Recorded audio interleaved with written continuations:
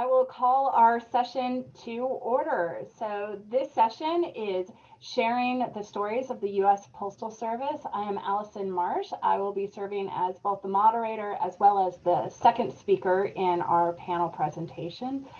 This entire panel is many years in the making, in that we have really been thinking about it as a group for quite a while. And we are organized as a structured conversation. So each one of us is going to give an approximately 10-minute opening statement to talk about a specific project that we are working on. And then we are really opening it up to the audience to ask questions of us or put us in conversation with each other. Some things that we were thinking about are, what are the stories of the past and present US Postal Service employees? How are they told? What is the role that public historians should play in shaping, sharing, and amplifying these stories? And how can we use these stories to retell American history? So up first, I would like to introduce my very good friend, Lynn Heidelbaugh. She is a curator at the Smithsonian's National Postal Museum, where she specializes in the history of the US Postal Service. She'll be talking about whether or not an object in the museum's collection has a story to tell about the Postal Service and considers options for interpretation. Take it away, Lynn. Thanks for the introduction, Allison. I'm going to share my PowerPoint. Go. Can anyone see this? Yes, all good. Okay, thank you. All right, great. So here we go. The object that you see here on the left comes from the Standing Rock Sioux tribe and reservation, which today the reservation straddles North and South Dakota and lies west of the Missouri River. It comes from the members of the Dakota and Lakota nations, whose people are often called Sioux.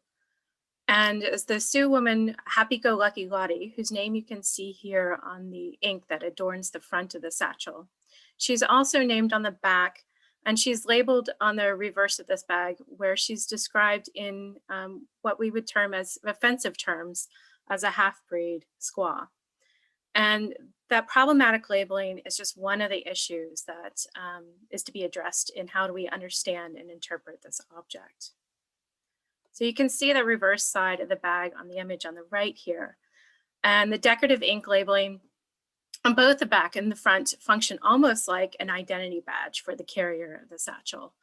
It curiously doesn't show any signs of wear on this ink. So I wonder at what point it was applied, if it was during the use or later. But certainly the phrasing seems to give the impression that it's official. There's the wording of, to quote on the back of it, it says, "To all it may concern." And it goes on to say, "Dispatch bag number 13 issued to." And in some ways, it's conveying that Lottie, who's carrying this, is authorized in her duties to use this dispatch bag. But the term itself, dispatch bag, is a complicated one for us to unpack, particularly in the history of the Postal Service. It has many meanings, and not all of which may include the mail that was officially handled by the post office. And we can assume, because this satchel happens to be in the National Postal Museum collection, that it was truly used for the mail.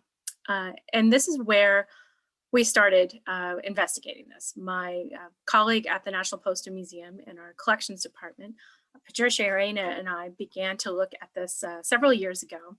And it's been an on and off again research project in hopes to bring the history of this object to light.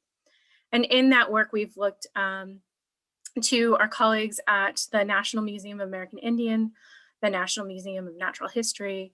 We've reached out to the Standing Rock Sioux. We've had contacts with the AAM Registrar's Listserv, and we've researched a number of records at the Post Office Department, Bureau of Indian Affairs, Census, and newspapers. But we also started the paper trail with the accession files at the Smithsonian, and with the note that you see here in the center picture, which says Fort Yates, North Dakota, which is the Bureau of Indian Affairs headquarters for the Standing Rock Sioux tribe. But with the name Harold Shunk, we first started to look into that and found out that he was a Bureau of Indian Affairs employee in the 1950s in North Dakota. And yet we've not found any connection to him and the Standing Rock Sioux or the Smithsonian. So really it's my theory that this is a note that happened after the item was cataloged and accessioned. And much like my research notes, this one just happened to end up in the bag.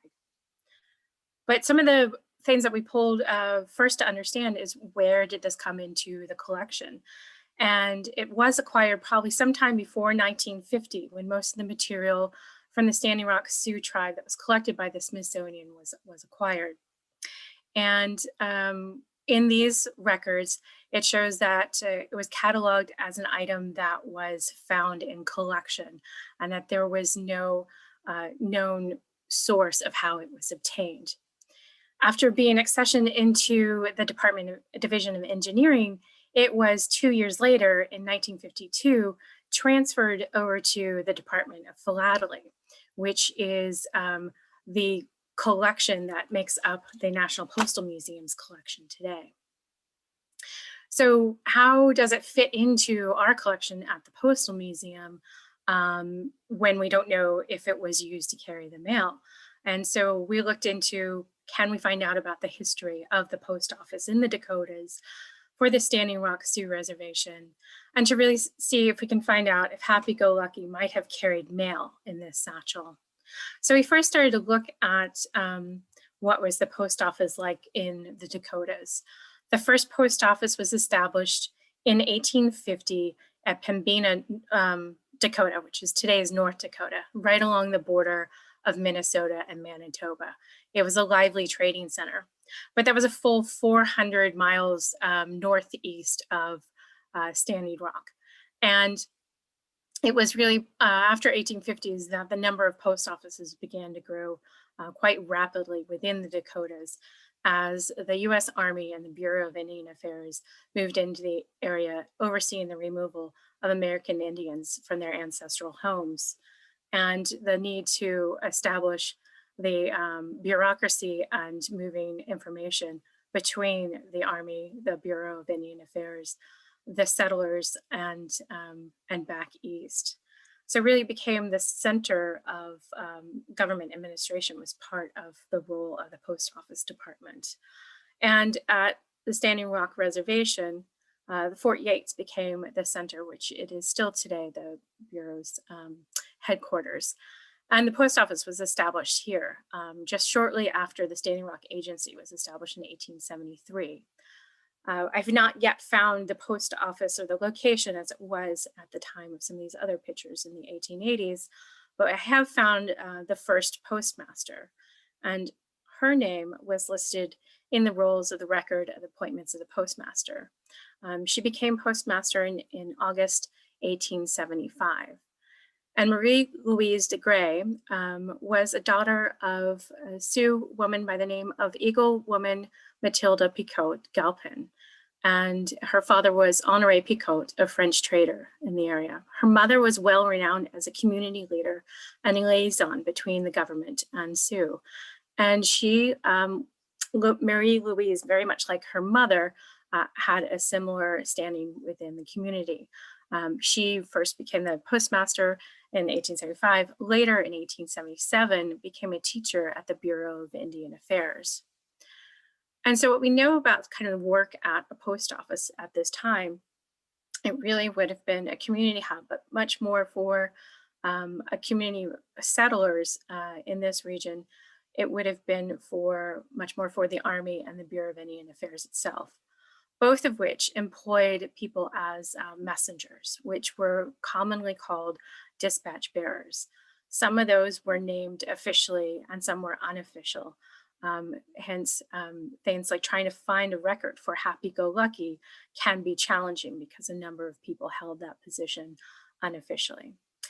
Some of these dispatches would have included the mail, moving it to or from the post office, but sometimes they would have just been internal memos, documents, or maybe some goods. But we do know that both the US Army and the Bureau of Indian Affairs employed Native Americans as dispatch bearers. There are some recorded with the Fremont expedition, and one of famous people who had the job was also William James Gambrill, who was known as Cheyenne Bill of the Buffalo Bill Wild West show. And he had been a dispatch bearer with General Nelson Miles's campaign against the Sioux Ghost Dance during 1890 and 91. So given that Native Americans were dispatch bearers and that a woman had held the position at Fort Yates, we see that it could be very likely that Happy-Go-Lucky was carrying the mail. So I do feel confident in saying that this satchel was used in some form to carry the mail at some point. But there's far more work to be done about her work, about Happy-Go-Lucky Lottie. It will be very difficult, as we've yet to find a last name and looking in many different records and talking to community members. But the National Postal Museum is not alone among cultural heritage institutions with artifacts like these. We hope to tell the history, place them in context, and confront issues of representation like this bag has. It's our intent that we can bring this object out of storage and bring out its history through contributions from knowledge builders and from communicators outside of the museum. So the work goes on to tell the history and the story of Lucky Lottie. Great, thank you so much, Lynn. And just for the audience, everybody's gonna go through their presentation, and then we will take questions after we've all given our short intros. And I am up next. So just briefly, I am an associate professor at the University of South Carolina. And before coming to the University of South Carolina, I was a curator and the Winton M. Blunt Research Chair at the National Postal Museum. So I have a long association with the history of our Postal Service. Today, I'm going to talk to you about a project that I worked on this past summer, which is trying to determine whether or not the Postal Museum should have an archive. So just a little bit of background. In 1990, an agreement between the Smithsonian Institution and the US Postal Service established the National Postal Museum and the National Postal Museum Library to support the collection, preservation, exhibition, and study of postal history and philately. 3 years later, in July 1993, both the museum and the library opened to the public. The initial collections for both the NPM and the NPM library, as Lynn has already said, came from the holdings at the National Museum of American History. At the time of its inception, there was no plan to establish a separate formal archive. And over the years, both curators and collections managers have had different attitudes towards the practice of collecting archival materials. At some points, there was a strong push against collecting any archival material, often coming from a position of attempting to limit scope, scale, and type of materials entered into the collection. However, archival type materials naturally accumulated in the collections. Sometimes these materials came as part of a larger donated collection. Other times, curators actively sought out supporting documentation for specific objects.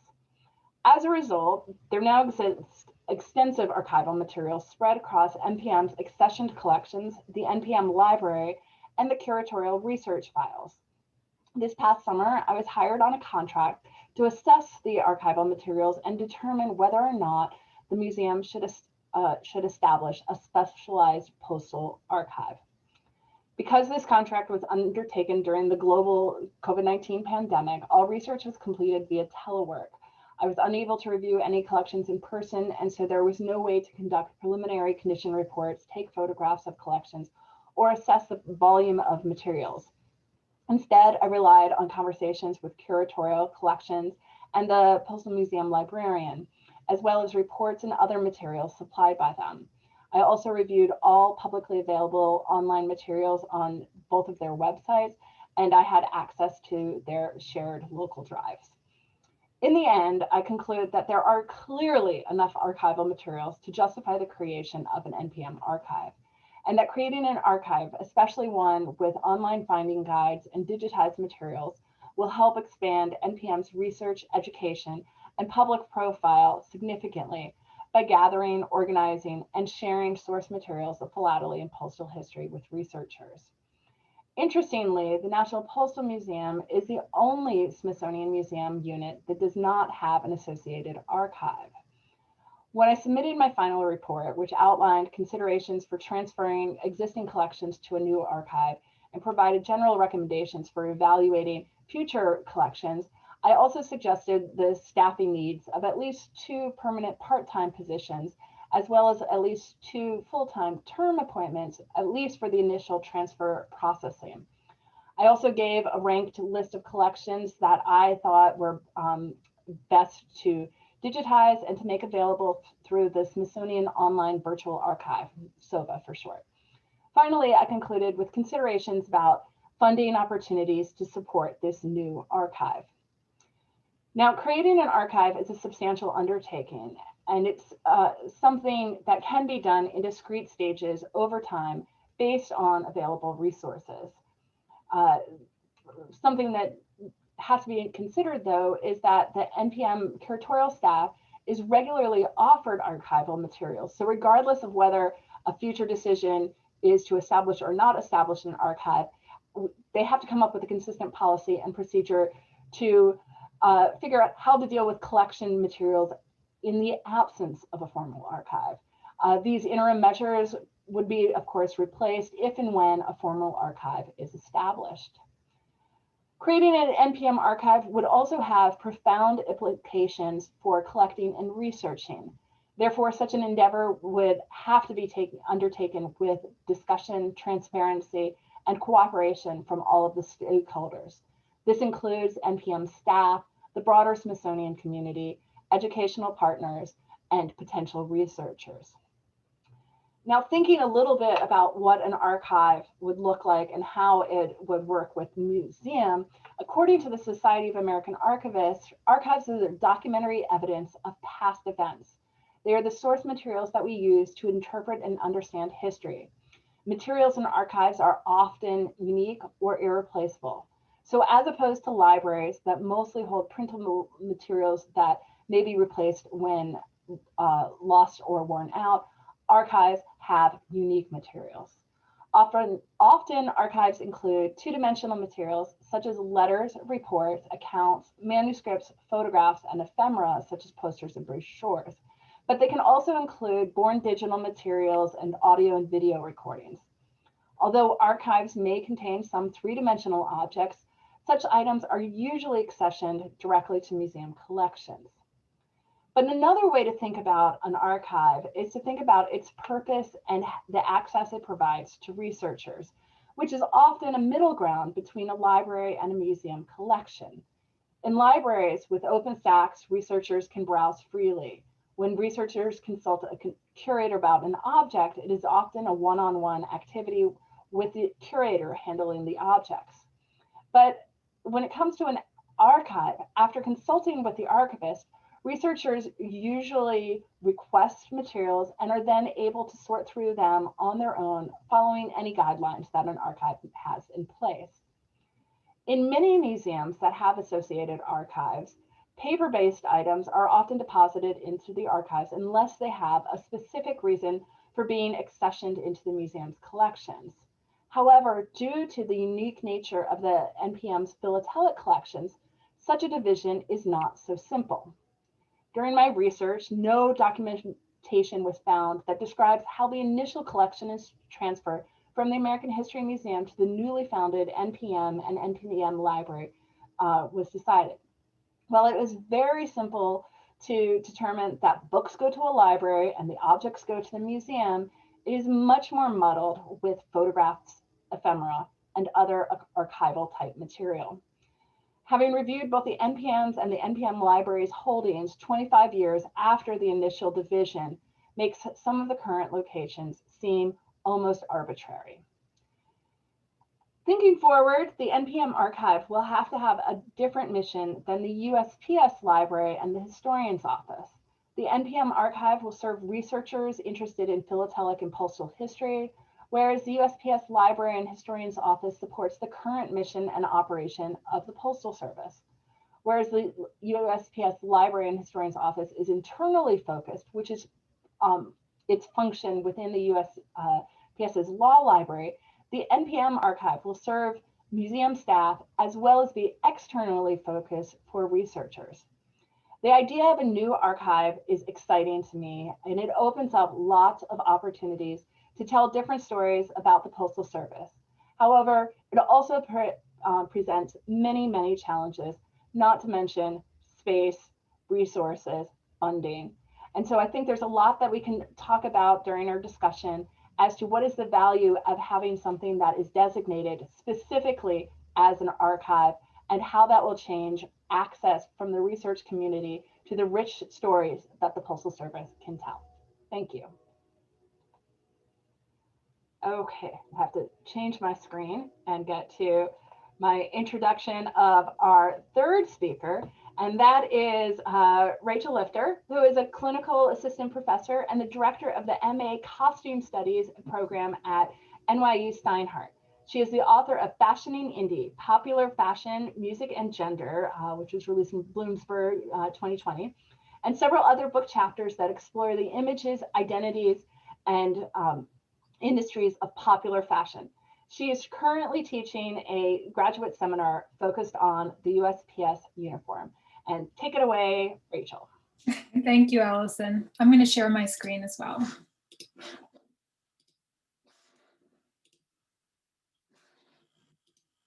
Okay, I think everybody can see that. So yes, I'm new to public history. I'm a fashion theorist, and I often joke that if I weren't an academic, I would be a trend forecaster. And that's because I'm very much so interested in the present, in the now, and what fashion can tell us about the now. So I bring this up because I'm starting my presentation today with two images that are very much from the now. The one on the left is the cover image for a feature in the New York Times Magazine, which was published on 2nd of November, 2020. And the piece was called The Couriers of Democracy, and it was written by Vahani Vara and photographed by Philip Montgomery. The screenshot on the right is the landing page of a feature from the 10th of June, 2020, in which The Cut, which is the fashion arm of New York Magazine, did a lookbook shoot at the Jamaica Queens Post Office. So the two images speak to the extraordinary circumstances in which postal workers have been placed in 2020. I'm speaking here, of course, of increased responsibilities and everyday duties, from delivering Amazon packages to people holed up in their homes, to distributing and returning mail-in ballots in the November election. So in both of these texts work to highlight these responsibilities. But the two images also do more, and they mobilize postal bodies to shape present truths about democracy and the fashionable equivalent of democracy, which is called style. So when I use the term extraordinary and extraordinary circumstances, I'm really referring to the present circumstances in which postal workers find themselves, but I'm also speaking about the immense weight of representation that has been placed onto this working body in 2020. So I want to introduce these two stories that the images tell, one shaped by political discourse and the other by fashion discourse, and show how and why postal workers became discursively necessary public figures in 2020. I then want to introduce an oral history project in development, which is about uniforms and is a collaboration between the National Postal Museum and the MA Costume Studies program at NYU, which is where I work and teach. And just as context, costume studies, we do costume history. We're not makers per se, although many of our students do have those skills, but we look at the historical analysis of fashion and costume and dress. All right, let me click through. A closer shot of this one. So let's start with this photo, which cloaks USPS workers, and here from Florida, in the visual codes of heroism. So there are other images in this particular series, portraits of other workers as well as of the work being done, which is represented by, for example, thousands of tiny marks on the office floor made from wheels of mail carts. So there's another standout image of this series, which I don't have here, but it's of a mail worker whose face is obscured, and he works to secure an American flag on an outdoor flagpole. So his cart is filled with empty mail cartons, and an ominous sky and blowing palm trees are in the background. And so he is very literally securing the symbol of American democracy amid a growing storm. So the language follows suit. And again, the title of this piece is Couriers of Democracy. And it makes clear that what's being carried is not only the mail, but also the future of the country. And of course, the context here is that so many ballots were sent in by mail. So in another piece from the Times from May of 2020, op-ed contributor Ted Widmer argues that the Postal Service is the most American thing we've got. And this was the title of the piece. So he offers a short history of the Postal Service, dating its founding to before the founding of the country. He name checks within this history Benjamin Franklin, George Washington, and James Madison as supporters of the nascent Postal Service, well aware of its role in communicating information about the emerging democratic government. So the emphasis Widmer places on the founding fathers offers an implicit critique, of course, of the sitting president. So the fashion discourse that enveloped the Postal Service in 2020 might be a little more unfamiliar to public historians, perhaps not. It's something I've spent the last 10 or so years exploring, and that's street style. So let me give you a little context. So the origins of street style, which is a photographic practice, lie in the 1980s in the straight up portraits published in the emergent magazine ID in London. And the example from the left is one of the first images of straight ups from August 1980. And the hip hop photography of Jamel Shabazz, based in New York City. And on the right is the cover of his book, Back in the Days. So this type of image was understood to capture fashion as it was produced by living people, as it was lived out, the majority of whom were people of color and who refused to have their looks dictated to them from top-down designer-led trends. This was fashion of and from the street. So today, this type of imagery dominates fashion media and the fashionable imagination. It's the underlying logic behind Instagram and the phenomenon of influencers. So the feature from the cut really follows this by now well-worn street style model. People are featured for their unique styling of garments, here the styling of the uniform. And so the point of the fashion feature, though, is here to celebrate essential workers. So street style actually had its gaze on the Postal Service a little earlier. This is an article from 2019 in the now defunct online fashion magazine, Man Repeller. And it celebrated the individual style of the letter carrier that delivered to the magazine's offices. So to be perfectly honest, the seeds of my own interests in the USPS uniform were planted around this time a little bit earlier, and stemming from both my awareness of street style as a fashion discourse and a framing device, but then also the many and varied looks I saw postal workers wearing around my home and also on my travels. So let's go here. So the discourses of democracy and street style are perhaps surprisingly very similar. They both take as their centerpiece diversity and ordinariness, something of which the USPS has plenty. And I hope you don't think I'm being facetious, but rather I'm working to make sense not only of how the USPS is understood and represented, but also why the USPS has become a central focal point of 2020. The USPS workforce is characterized by its diversity of age, of ethnicity, and location across the US.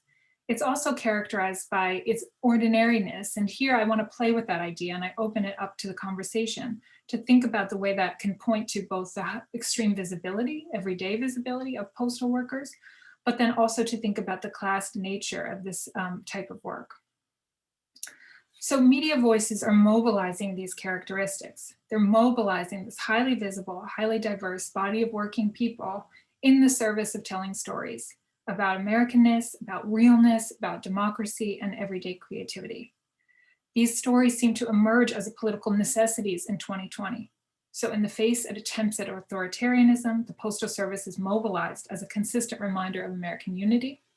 And in response to calls to diversify the fashion industry, images like the feature on the right focus on and feature a diverse range of bodies. And other images included in this series included older employees and employees from a wide diversity of ethnic backgrounds.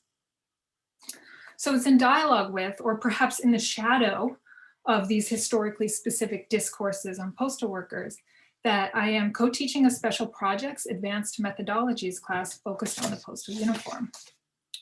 So this class is part of the MA Costume Studies curriculum, and we're asking questions about the uniform's history and its materiality, the regulations and design interventions that have shaped it, how postal people are represented in the popular media, and also how postal identities are formed through its wearing.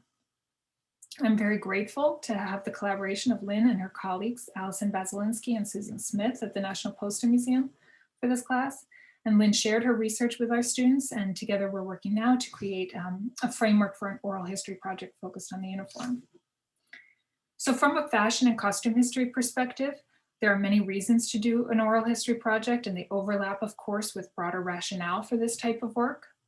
Oral history is one of the very few ways that fashion scholars can explore in depth the many and varied experiences of dress, stories that objects, magazines, and other forms of fashionable material can't quite tell. And so I'll defer to Lynn in the discussion part of this session to speak from the National Postal Museum's perspective as to why to include oral history materials in the collection.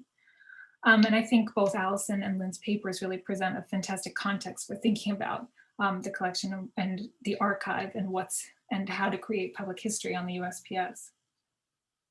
So I realize I'm speaking very quickly, but the question that I'm turning to now is why postal employees might be interested in participating in such a project and discussing, among other themes, the clothes they wore, how they used the yearly uniform allowance, how they navigated the many suppliers for postal uniforms, and how they interacted with the public as uniformed representatives of the US government.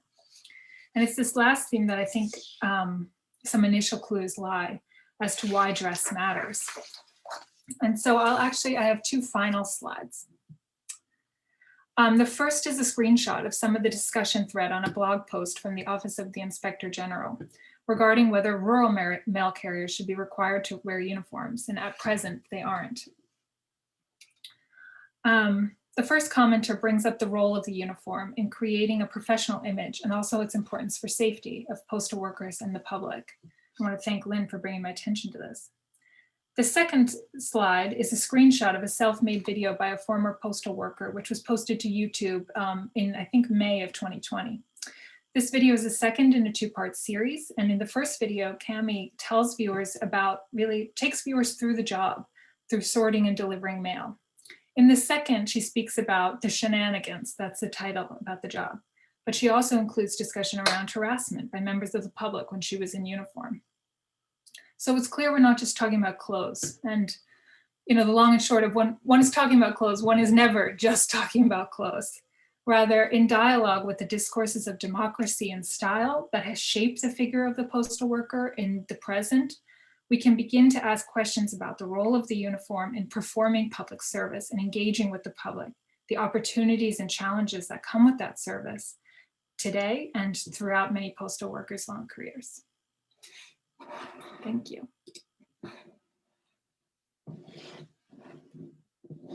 Thank you very much, Rachel. And a great bridge to our final set of presenters. Jim Deutsch and Avital Smotrich-Bar are going to share the next set of time. Jim is a curator and Avital is an intern at the Smithsonian Center for Folklife and Cultural Heritage, where they are conducting research on occupational cultures of US Postal Service workers. Jim is also an adjunct professor teaching courses on American film and folklore in the American Studies Department of George Washington University. Avital is a 2019 graduate of Yale University and a former intern at the Smithsonian's National Postal Museum. They're going to talk to us about an exciting oral history project they're undertaking. Take it away. Yeah, thank you, Allison. And I think our presentation does very nicely follow upon the three we've heard previously.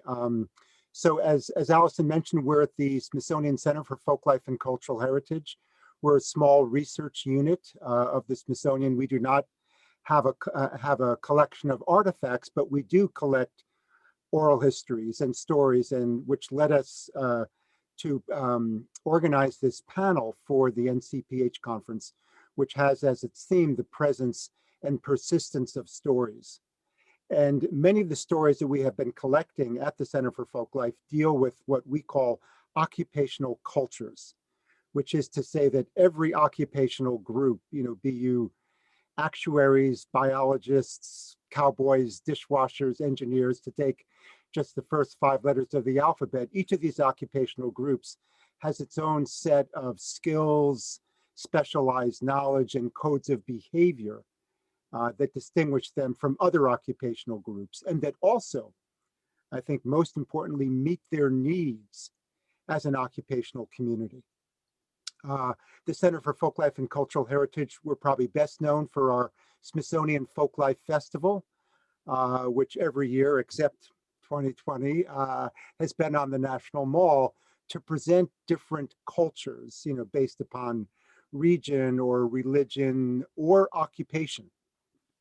And in the past, we've done programs on American trial lawyers, which we did in 1986, on White House workers, 1992 Smithsonian workers in 1996, Masters of the Building Arts in 2001, US Forest Service 2005, National Aeronautics and Space Administration in 2008, Peace Corps 2011, and then circus arts in 2017. So in each case, we're looking at their occupational cultures, their skills, their knowledge, things that they share among members of their communities. The sociologist James Q. Wilson has said that every organization has a culture, and that by which he means a persistent, patterned way of thinking about the central tasks of and human relationships within an organization. He wrote that culture is to an organization what personality is to an individual.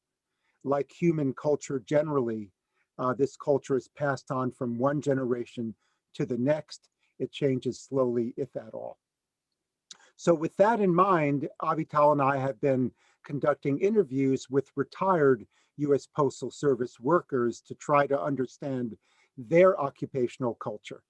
That and we're careful. We have not been using the word folklore, because I think folklore may have a slightly pejorative or spin to this shared occupational culture.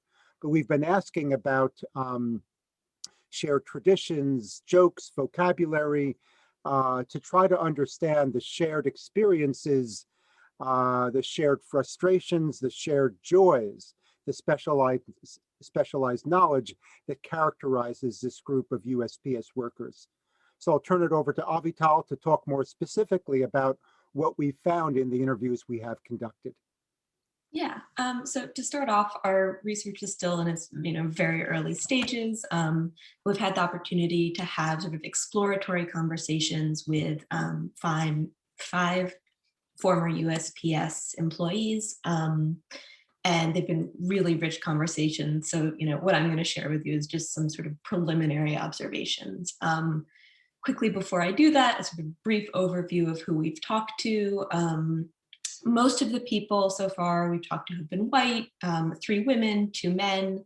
2 of the workers spent their whole careers as rural carriers, but the other 3 had incredibly varied careers. Working as carriers, working as letter sorters, in post offices, as postmaster,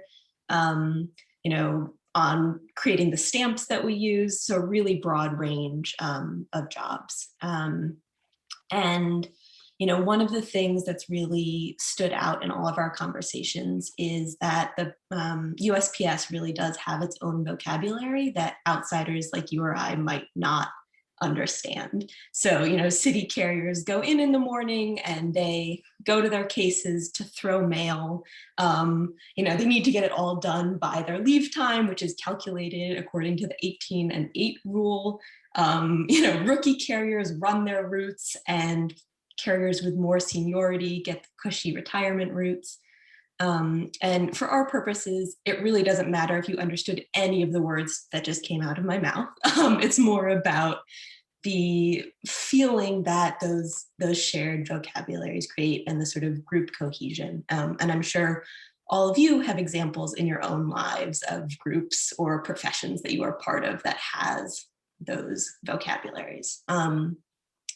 So another thing that really stood out for us in our conversations was the sense of camaraderie that postal workers felt, and sort of especially around shared experiences and shared frustrations.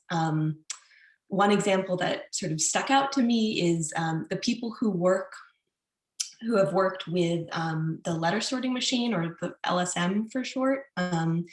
This is a sort of semi-automated process for sorting mail. It takes a lot of teamwork. It's, a group of maybe 18 workers, and there are 12 of them keying in the mail, which I'll explain in a second, and then 2 loading trays of mail into the machine, and 4 taking the sorted mail out the other side of the machine to be distributed. And so the people keying in the mail are sitting at 20 keyboards. One of the people we talked to said sort of described it as like a piano. And so they have, the mail comes in, it pauses for 1 second, and the person sitting there needs to key in the first 3 letters of the zip code, and then it leaves. So it's 1 second to do that, and it's just, letter after letter after letter after letter. So it's incredibly monotonous. You need to have 98% accuracy, and there's, supervisors are checking to make sure that's true. What was really surprising is 2 of the 3 people we talked to who had this job loved it and actually remembered it as the best part of their career, really because of the relationships they formed and that teamwork they felt. And, this isn't just like people who were in the letter processing their whole time. This is people who, went up in what sort of I would think of maybe as up in the ranks, right? Working as letter carriers or postmaster, but that experience on the LSM was really the highlight because of those relationships. And another really fun thing that came out of the LSM was sort of one of the first things that employees needed to do was memorize all of the zip codes in their state. So as a result, these zip codes sort of became shorthand in jokes. So, 49034 got a lot of play because that's the zip code for Climax, Michigan. But there's sort of other examples like that. And sort of similarly, rural carriers seem to bond over, stories around flat tires and extreme weather that they had to brave. And we've heard a lot of stories about animals left in mailboxes as sort of less than funny pranks by people on their routes.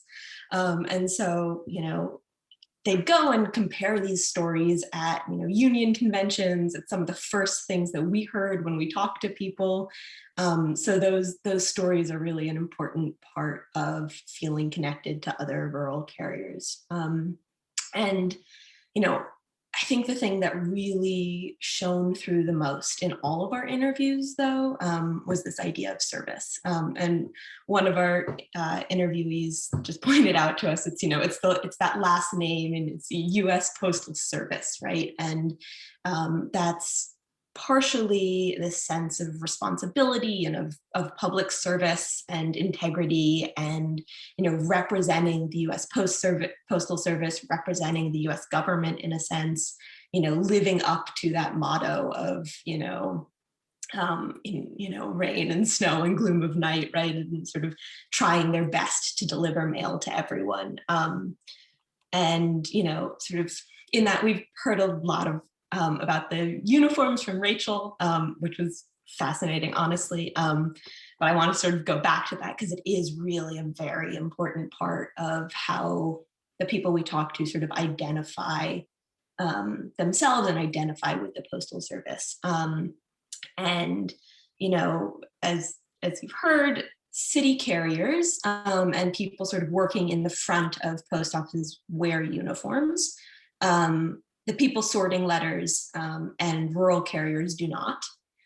So the people we spoke with who had worn the uniform were all really proud of wearing it. We're talking about, keeping it clean and neat and tidy, and, wishing they had more photos in the uniform. That's not to say they weren't also bothered by the fact that it's ridiculously expensive and uncomfortable. And, so in the summer months, people might, try and wear a t-shirt, even though they were supposed to wear the button up or hem up their shorts. But even then they're sort of really proud to have this evidence of sort of working for and representing the Postal Service, and proud to have that acknowledgement of their work and of their service. And, one of the rural carriers we spoke to talked about how, while she enjoyed the freedom and independence of wearing her own clothes, she also felt that without the uniform, she was sort of overlooked and not quite recognized for her work. And I think that this sort of commitment to service doesn't, also manifests itself in a real sense of care for the communities that they're part of. And, the people we talked to, sort of both rural and city carriers, felt that the most gratifying parts of their careers were helping the customers on their route. One of the city carriers we spoke to was saying really the thing he remembers as the most satisfying point in his career was this, woman on his route had been waiting desperately for this letter. It had something to do with becoming a doctor. He doesn't, remember the specifics, but, waiting and waiting and waiting. And so he went and checked every day when he was sorting his mail. And when he was finally able to find it and deliver it to her, she was just so happy that that's what stuck with him. As another example, a rural carrier we spoke to, was talking about delivering medicine to vets who needed it and advocating for a 6-day week on behalf of his customers. But he also refused to get rid of his landline for years because it had an easy to remember number that even his elderly customers could use. And he wanted to make sure they could always reach him if they needed anything. And I really mean anything. He was saying a lot of the elderly customers had grown up eating turnips and really missed them. And they, asked him whether he would grow some for them. And so he was like, I have this big garden, I'll do it. So he supplied, 8 elderly customers on his route with turnips. Only one is still there, unfortunately, but he's continued to bring turnips every other week. And, I got the sense that for him, it wasn't just about being neighborly. It was really an extension of that commitment to service he felt as part of his role as a letter carrier.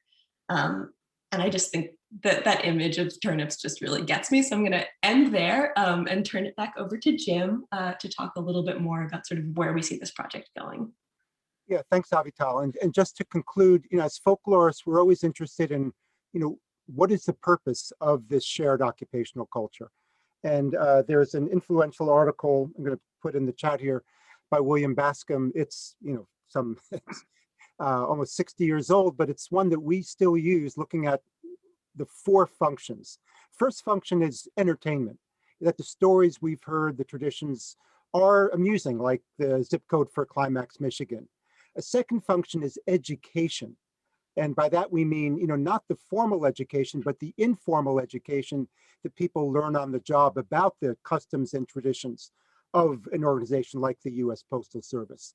A third function is validation and reinforcement of beliefs and conduct, realizing that your own experience is not unique or idiosyncratic, but rather is something that is shared by others. And then these 3 functions add up to the most important function of all, which is to maintain the stability, solidarity, cohesion, and continuity of a group within the larger mass culture. That, within this large mass culture of the 21st century, we all, we are members of several groups simultaneously, and we need the folklore traditions and the customs to help sustain us. So I think we'll end there because we do want to allow time for questions. But as Avital said, we've just started this research and are hoping to gather more interview stories, oral histories in order to better understand the custodians of democracy. So Allison, turn it back to you. Great, thank you. So that concludes our formal presentations. And so now we would like to open it up to the audience to have conversations and ask questions. And I guess you can use your hand raise feature within Zoom, or you can just turn your camera on and be like, hey, I want to talk, and let's open up the conversation.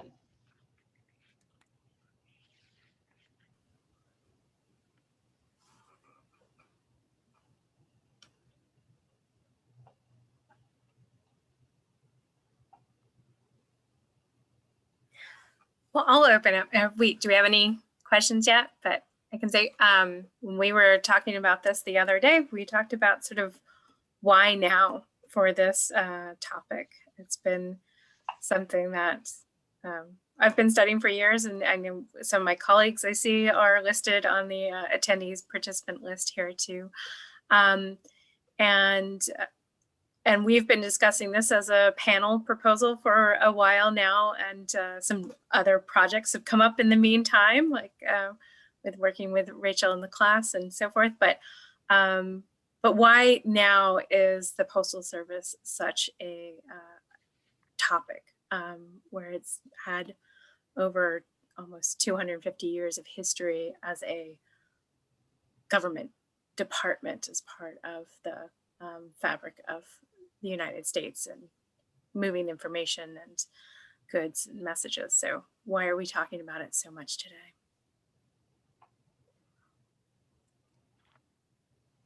Yeah, and just in terms of NCPH, it's ironic that we had proposed more or less the same panel for the 2019 meeting in Hartford.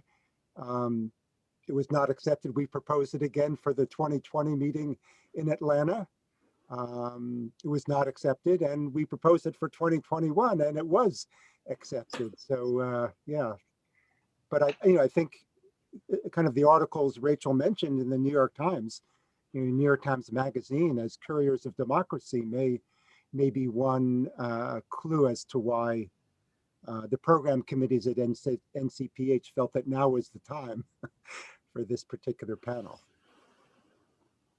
It's an interesting sort of question, because on the one hand, it's a sort of timeless story. And so there's always, a sort of a feel good cultural, story that you can say about the Postal Service, and, it's somewhat evergreen in the world of journalism.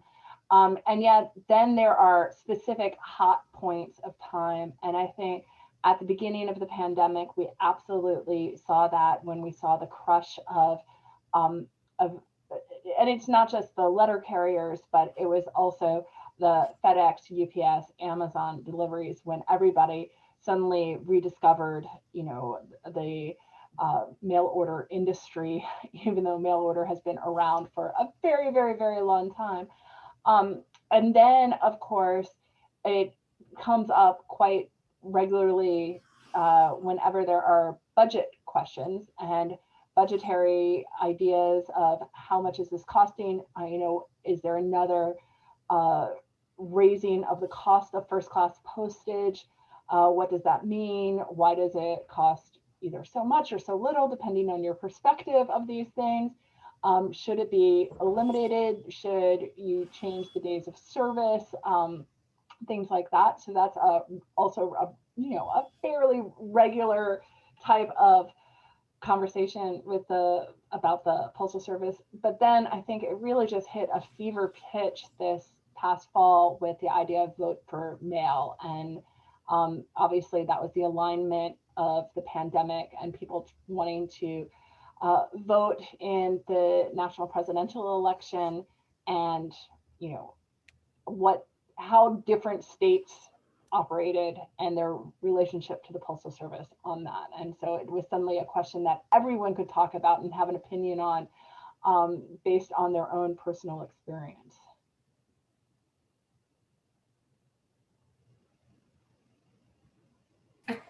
Oh, Susan. Susan, go ahead.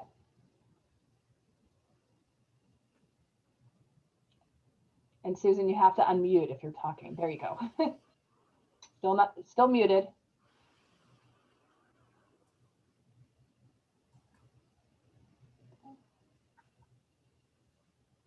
And there you go, Susan.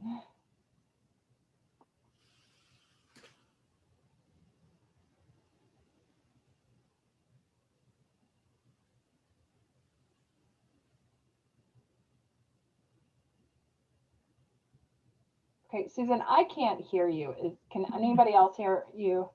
I mean, according to Zoom, you are unmuted, but I cannot hear you talk.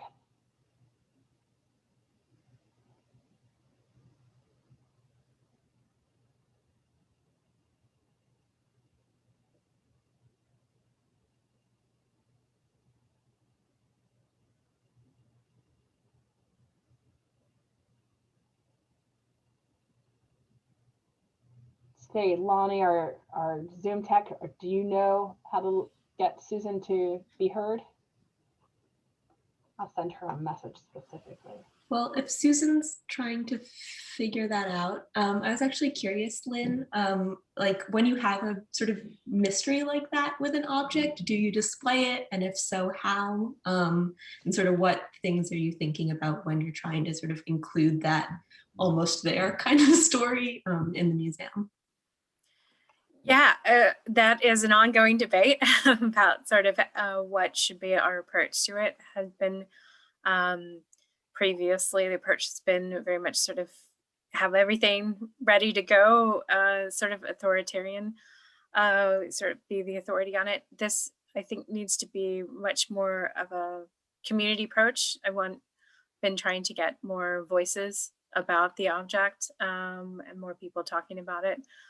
So that's my goal. I don't think it has to be, we have to know everything about it, and actually part of the process, I think should be the way we interpret it and sort of and unpack it.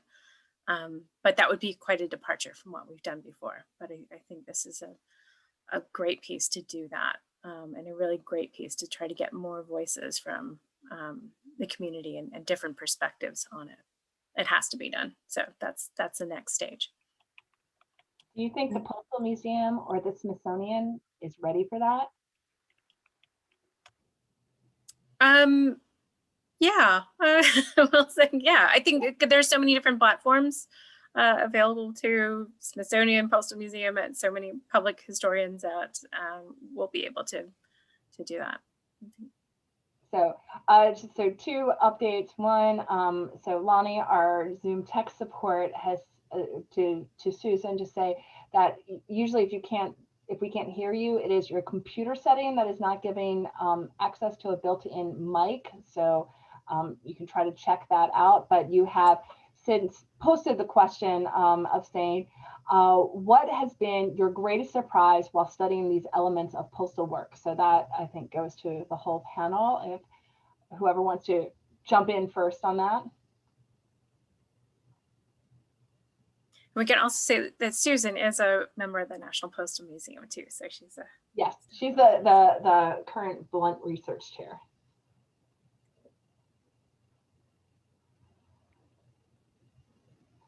Rachel, I'll put you on the spot. What has been the most surprising element of that you've discovered by studying postal uniforms? I mean, from my perspective, it is like being here and opening up to, of course, thinking about postal uniforms from the perspective of public history and thinking about the dialogue with the National Postal Museum. You know, clothes are everywhere, but the study of clothes is often quite insular. And so to think about that relationship and how fashion history and public history can intersect, and how to make talking about the different, like the material, visual, and performative cultures of fashion, how to think about that from, and to learn about it from a public history perspective. That has been most eye-opening so far. But I'm very eager to continue to talk, to really start talking to people and think about, well, why do clothes matter? And do they? Is this just because it matters to me, or I can see this, or does it matter to the experience of this work? And I really appreciated, Jim and Avital, that you've spoken with postal workers about uniforms and what role they play. Well, Jim, do you want to add in? You have studied many different cultures of work. What has surprised you the most about studying the Postal Service? Yeah. Well, I was expecting, this sense of camaraderie, this sense of shared purpose, the jokes. The one surprise is something that Avital referred to, is the LSM, the letter sorting machine. I've actually seen one of these in operation when I worked in a public library in Billings, Montana, and was head of our outgoing mail service. So I got a tour of the Postal Service facility and saw the LSM in operation. And boy, you know, as Avital said, you've got 1 second in which to key in the first 3 digits of a zip code, and the letters just keep, you know, there is no break. You know, the machine just keeps feeding letters, and so I thought that there would be this kind of, you know, undercurrent of resentment, and I collect what we call folk acronyms, where you take an existing acronym like Fiat. You know, Fiat is an acronym, Fabbrica Italiana Automobile Torino. And among the folk, it becomes Fix It Again Tony, or Found in a Toilet. So I was expecting there would be these kind of at least one subversive acronym for LSM, like, you know, let's sabotage the machine. But instead, as Avital said, the people working on this, on the LSM, liked it because it allowed them to develop a sense of camaraderie and cooperation and teamwork. So that to me was a surprise, that the kind of drudgery of the LSM was not a source of resentment, but a source of camaraderie. I'm just going to say that as a historian of technology, I absolutely love the LSM because, I mean, it is a fascinating, you know, piece of equipment and sort of Taylorism just like stuck in there. So yeah, it's an interesting thing. Right, right, and there is and there is an example of an LSM in our National Postal Museum, right, Lynn? Yeah.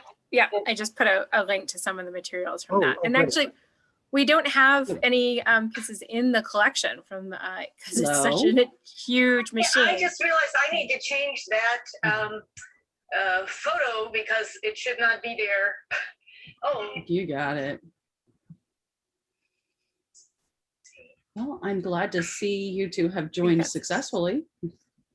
yes. So am I able to start my video? I think we're getting Oh, feedback you from are, something you else, aren't. are we? Lonnie, you can mute yourself. Or Just Jim, one moment. I should be able to fix that for you. Jim, can you mute her? Who is it? I'm trying to figure out how to remove my photo. I found something to change it, but I want nothing. And I also want to change my screen name. Oh yeah, definitely. For your screen name. Who's Hey, talking? Lonnie. Names. I got it. Oh, you got it. Okay, just put in a period. Yes, that's what I'm doing. Yeah. And then I think Nikita is also, oh no, Nikita, she'll be here in a second. So. Okay. So that's done, but Let me see something. Oh wait, I can. So in terms of uploading a video. Yeah, Jim, as a host, you should be able to mute. I know but okay, yeah, it was. There, you got it. Okay. You got it muted. It was Excellent. Lonnie, but there was somebody else talking as well, right? I think that was the person who's on the next conference, the next session that Lonnie is hosting. Okay. I think we were just hearing the preparation for whatever the next session that she is attending. So. All right. Now we're curious. So we get to listen in on that, but you can't listen in on peek in on people's mail. So you know, there's there's where the old technology is a good thing, right? So. But yeah, so I was saying that the MPLSM, we don't actually have any of the items or pieces of that in the collection because it is such an enormous machine, but we do have the keyboard available in the galleries that people can touch. So it's not accessioned because it gets a lot of interaction. So.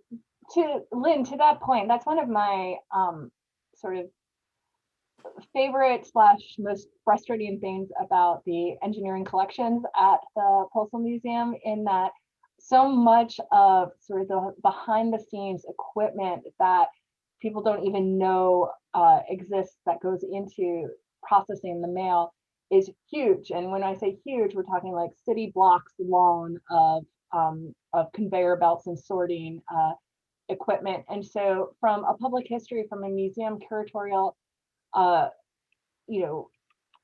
perspective, you can only ever collect a part of it, a piece of it, and you have to have, just, as you said, the keyboard stand in for this entire operation and this entire experience that you really are unable to recreate in a museum setting. Like, you can't have that immersive experience so much just due to the size of the machinery that, and I think it doesn't allow visitors to understand the scale of the enterprise of the Postal Service, the fact that they reach every single address in the country, that they cross international borders with the mail, that system even works, which is, so amazing to me, in that, when you as just a private citizen, your interaction with the post office is often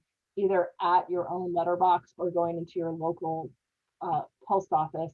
It belies the fact that there is an entire system behind that. Yeah, that's why I like Rachel's definitions and discussions of the extraordinary and the ordinary of it. It's something that as consumers, where we have our own opinions and experiences with the mail, with interfacing with postal workers, but we don't know what's going on really to make that all happen. And so once you sort of begin to uncover what that is and discover what that is, if you're considering what the labor goes into it, the engineering, the planning, the systems, the diplomatic treaties on mail, it really is extraordinary, the extent of the system. And what I think one of the questions was something about, what did you find greatest surprises? And I think Avital hit on it when I really started to have the aha moment of working on Postal Service history. It's that service. It's the workers talk so much about valuing service and seeing their work as really like an essential public utility, and more of a sense of that they're public servants.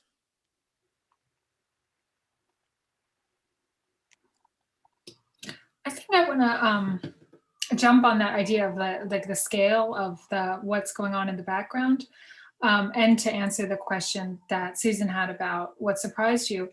When you think about uniform and you think about people wearing uniforms, it's often like, this is what you have to wear. This is what you wear. It's supplied to you. But underpinning, unless you're in the Postal Service, you might not know that underpinning postal uniforms is a huge economy at work.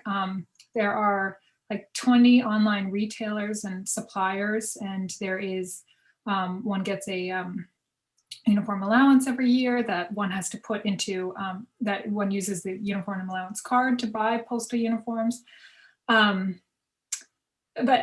considering there are questions around clothes, and often have to do with the material culture, the visual culture, what is wearing. But it's really interesting to me that one of the questions that I'm asking is, there are three players here, like the kind of rules and regulations, postal workers wearing uniforms, and then this entire economy at work that is shaping and responding to both the rules and shaping the opportunities for sartorial self-construction through uniforms. And at first I thought the economies were really this middle ground, and the suppliers, between the regulations and the government regulations and actual postal workers wearing uniforms. But I actually think like the economies is a major player. This is like a fashioned environment where there are different styles, different looks, so many different opportunities. The US Postal Service does put out like guidance on what combinations could work, but there is a incredible emphasis on, choosing what's right for you, even in postal literature, like the postal record from the National Association of Letter Carriers. And a couple of years ago, there was a feature on, it really followed a street style feature on different letter carriers from Alaska, from Florida, and why would you wear what you wear? And it was about, responding to weather, and it was about figuring out how to use that first part of your uniform allowance. Do you buy the coat? Is that necessary? And so it really was overwhelming to me to think, of course, this is a giant workforce, and to think that it's not just, again, here's a set uniform, this is what you have to wear, but to put in place an entire neoliberal fashion ecosystem to support kind of the construction of that identity. I thought was really interesting. And that identity as service, to go back to your points, Lynn and Avital. So Rachel, how much is the allowance, and does it cover, like, how much does it cover? I don't know. Okay. I mean, there's, the first allowance is more than the yearly allowance, but it's very much negotiated regularly between the government and, and the Postal Service. I know that the uniform allowance was instituted in 1954, and there's like amazing records from the postal record of what that looked like and how many different laws were put forward from both the House and the Senate to, it was back and forth maybe 50 times before finally something was agreed upon to put a uniform allowance in place. And then it is routinely renegotiated. Yeah, I'm just sort of curious how that tracks over or across the federal government, in that I have a friend who has served a lot of years in the Park Service, and whenever he gives guest lectures to my class, he always wears his uniform, and he talks about all the things he's doing wrong with wearing his uniform. He's like, you're never allowed to wear your hat inside, and this is, this is an out-of-date uniform because it has this, centennial patch on it.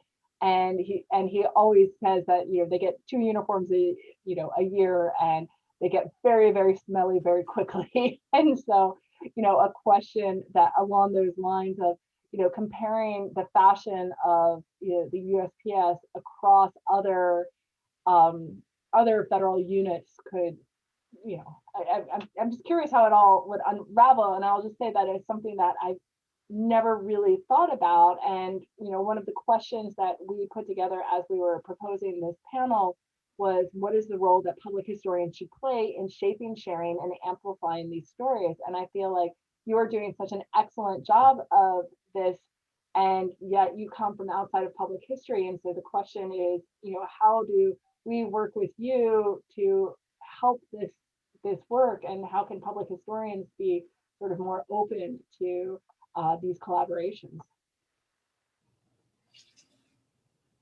Thanks. I mean, I'm so grateful, Lynn and Allison and Susan. We're open to it. We're open to it. Because I often think, like, what can fashion bring to a discussion? But then also, really questioning, like, okay, well, I look at the images I highlighted, for example, and the way in which, again, diversity is mobilized. And so to think critically about a fashion frame while also mobilizing it myself of, using these tools to look at sartorial stories, if you will. So I think, obviously fashion comes with its own set of like questions around how to use this gaze, this fashionable gaze, in critical inquiry, if that makes sense. But something I'm always trying to reflect on. Yeah, Allison just posted something in the chat saying that for 2021, the postal uniform allowance is $464. But for new letter carriers, if it's your first year, the allowance is $571. Thanks, Allison. Right, and just to be clear, that Allison is also an employee at the Postal Museum. The Postal Museum has had a long history of employing people with the name of Allison. When I joined, I was the 3rd Allison, and I think this Allison is the 4th Allison. So clearly, how to get a job at the Postal Museum is to have the name Allison. So, but thank you, Allison. Yeah, and one of our interviewees, Derek, told us, I'm reading from the transcript we made, he said the uniforms are super expensive. They give you a yearly uniform allowance, but if you buy 1 pair of shoes and 1 shirt, that's your whole allowance. But he said, then if you have been there for years, you can build up a supply. And then he did also talked about some letter carriers wanted to he said, some carriers wanted to hem their shorts up a little higher, and the supervisor would say that's too high. So that, it's this kind of sense of adaptation, revision of the standards to suit personal style. So it's something that in our future interviews, we will be asking more of those questions about uniforms. And of course, Rachel will share that with you. So. Thank you. I see there's a question from Susan that, is it odd that there's a standard contribution to uniforms given the diversity of weather around the country?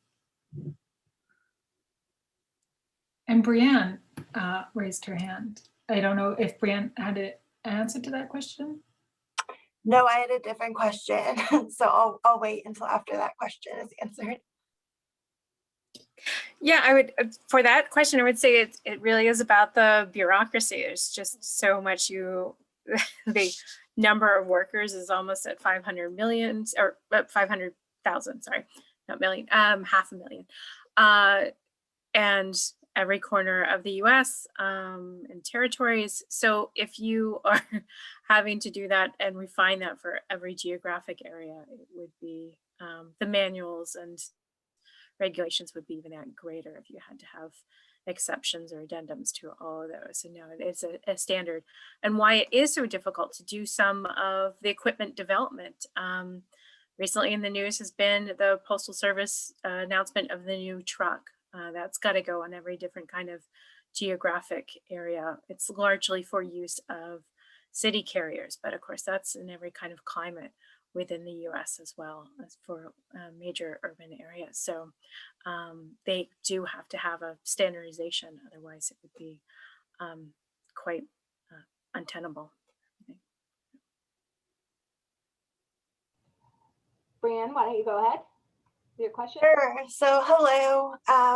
I guess my question is more of a, there's a little bit of a prompt behind it. So I really enjoyed that both Avital talked about the relationship between carriers and customers on their route, and Rachel talked a little bit about the article from The Cut in the New York Times about the sort of cultural understanding of mail carriers. I guess my question is sort of, how has the cultural relationship between the public and the USPS shifted over the years? Like I know stamp collecting used to be a quite popular hobby, but I'm just thinking, like, now I know there's a sort of popular genre of Twitter account where it's just like screenshots from Google Images. And I know there's one that it's a bot that just posts every single post office in the United States a couple times a day.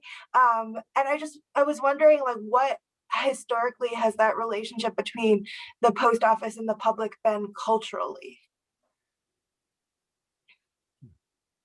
Excellent question. And I think we all have something to say about that on, but it has been in peaks and valleys. There certainly seems to be at a peak now for many of the reasons we just identified, of the challenges of the pandemic, the 2020 election, and really a new way of, or a reawakened way, a different way of looking at labor, because of this label of essential workers has also been applied to Postal Service workers. If we could look at it for the, say, the 1970 postal strike, where it was a wildcat strike in New York City of postal workers demanding wages and working conditions to be changed. It was not a popular thing in the US. So as it became in the press about discussions about what was the living wage for postal workers, and it had been stagnant, but that the impact of the strike was so great, rippling from just New York City being at a standstill, it had effects around the country and the mail system. And so it was not viewed popularly for a strike. And it's a different way that we're having a dialogue. The public is having dialogue about the role of the Postal Service in in individuals' lives and the nation as well at this moment. Yeah, one thing we heard is about the changing nature of the mail. That there are fewer personal letters sent, and some of the carriers would tell us that they knew when their customers were having a birthday because they were delivering all their birthday cards, or they knew, of course, for the holidays, all the holiday cards, and that's changed. And I got a feeling that a lot of the letter carriers miss that change. Today they're delivering more what they call flats, the magazines, the catalogs, and of course more packages, especially carrying mail for Amazon or so I think the kind of the changing type of mail indicates a changing relationship with their customers. Though still, as several of them told us, for some of the people on their rural routes, they are the one constant delivering mail every day for people who are, otherwise far removed from contact with others. That many of them just, that on their routes, they try to maintain the same schedule. And so they will find that their customers are there outside, weather permitting, at the time when they're supposed to arrive, to have that personal interaction. And that is still the case. Avital, anything, other examples? Yeah, no, I mean, I think that's sort of basically what I was going to say, but I mean, it's obviously true also of city carriers. Like a lot of the people we talk to were saying, they will ask after their customers' families, and their customers ask about their families too. And so they're not, they feel like they're in some way part of the communities in which they're delivering mail. And that's sort of a really important part of of the job, I think, also. Yeah, such as you and your urban right. carrier. Yeah. Who would look after your dog or was interested in your dog. Right. Yeah. No, so I think that's important too. Speaking of which, I just shared my screen because I was going to answer your question by showing the relationship of my dog to my letter carrier. So I know my letter carrier. His name is Jerry. I actually even have his cell phone number because he takes pictures of my dog and sends them to me. And so it's just, Jerry is a chatter. He likes to tell us everything. He gives us gossip about what's going on. Oh my gosh, is he really, give some digs on the New Jersey sorting centers? He thinks that they were the entire problem for all of the holiday backup and why we didn't get our packages on time. To be clear, South Carolina, we were fine. Everything was delivered. It was all New Jersey's fault. But he also definitely, jokes about what he calls avenues, which is the nickname he has for the letter carrier who does the adjacent neighborhood, but also then will substitute in when Jerry's on holiday. And so the fact that I'm telling you all of this is showing a specific relationship that my letter carrier has, not just with me, but with the whole neighborhood. I should also point out that recently Jerry has had to be timed by the official US Postal folks because he was taking too long on his routes.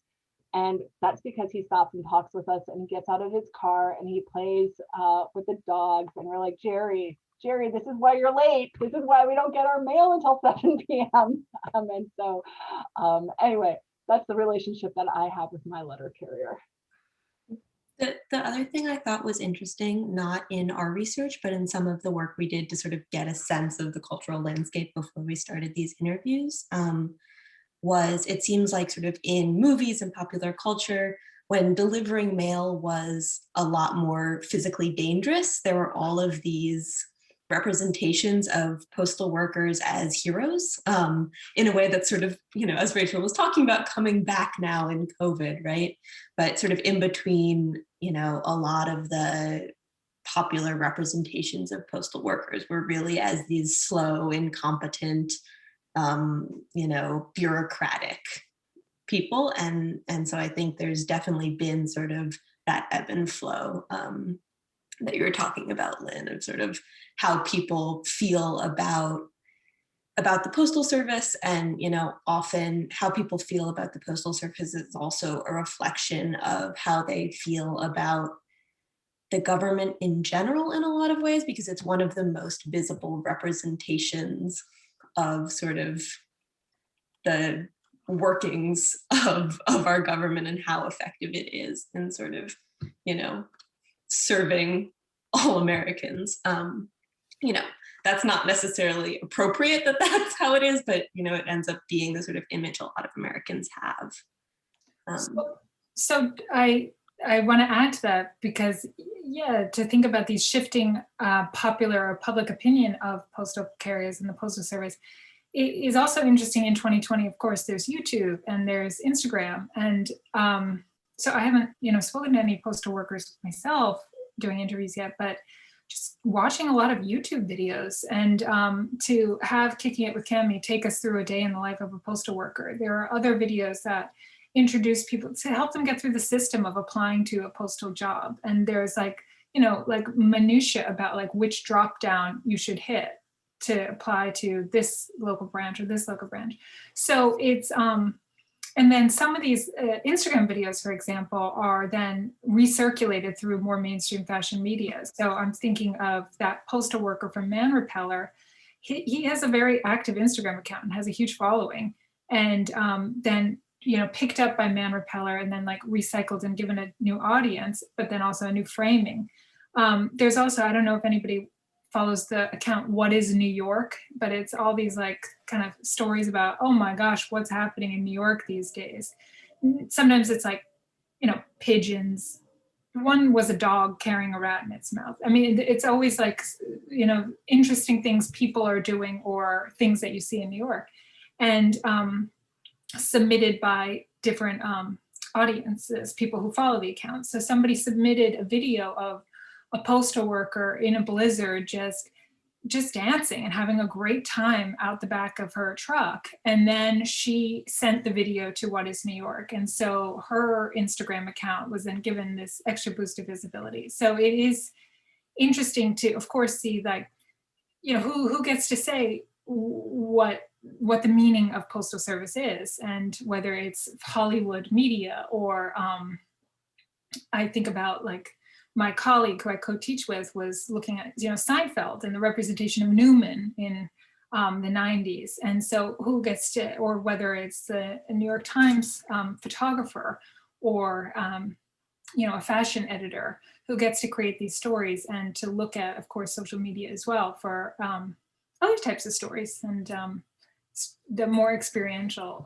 kind of presentations of the Postal Service. Yeah. And we are just about out of time right now. So I want to thank everybody on our panel for participating. I thought it was a great conversation. I also want to thank our audience and our tech support on this to help work through these things, especially Medupe for copying the chats between the Zoom chat and the feed loop chat. That was wonderful and very helpful for us. I know that everybody on the panel would love any kind of follow-up questions or comments that you have. Do not hesitate to reach out, whether that is with your own, you know, request for an oral history, your story about fashion, or thoughts about the objects at hand. So with that, I want to just give everybody a round of applause and say thank you very much. And I hope that you enjoy the rest of your NCPH virtual experience. Yeah, thank you for having us.